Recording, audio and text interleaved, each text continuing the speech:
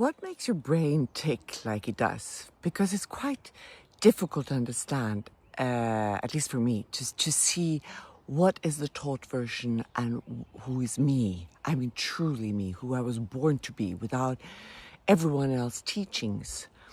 And the brain is a soft plasma for you to observe and learn and get the information that you need. But that means that when you're at young age, all the information that you get from parents, teachers, surroundings will be attracted or developed into this plasma. But that doesn't mean it's yours. And I was thinking about it this morning that, regrets, all the thoughts we have, is based on that teaching. So if your parents were filled with lots of regrets or lots of worry about what they'd done, or not even just your parents, but, your ancestor, that has information that has gotten through to all the different stages of your generation, to your parents, and that's the information that you get. Subconsciously or consciously, that is what you're left with. So if we don't check in and see and have a critical mind to see if this is actually yours, do you want to keep it or do you want to literally find out who it is that you are?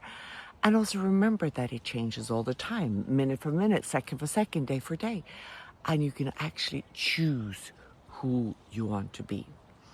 That information that you've gotten has absolutely served you in many different ways, but it might not serve you any longer. But if we keep holding on to that, there are going to be a lot of defaults in our system, in our nervous system, in our cells. And that's what gets us into trouble. It means that we get triggered, we keep on getting triggered of the same things based on information that is not ours. And we keep repeating our patterns based on something that has happened in the past. So think of this, if you didn't have a past where you got triggered or you got information that wasn't yours, you would actually never be triggered because there wouldn't be any information in that chip for you to get triggered. So that's quite interesting to see. Some people react by certain information and you might react to something completely different and don't understand why your surroundings even act or react to something. So this is worthwhile diving into. You don't have to do it on, on a mastermind level at all, but you have to do it on a certain level, observe yourself and be aware of figuring out what is actually you. And why, and how we come back to regrets.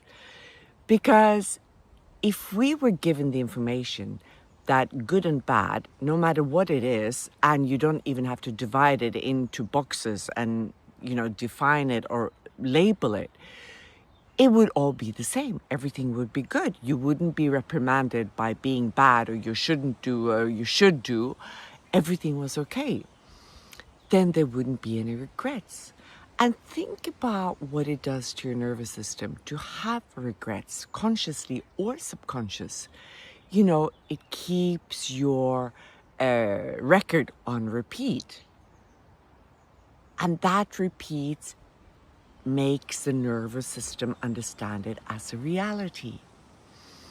And it's not a good thing to have a reality that is negative, that is filled with shame, that is filled with regrets, that's filled with guilt, because the frequency of negative thinking, subconsciously or consciously, makes an acidic body.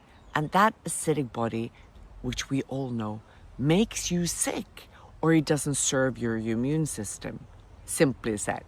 So that's why this is so important. So we have to figure out a way to change the information that we got in our past, in our childhood, in our, where we absorbed everything like a sponge, and figure out what is mine and what is not.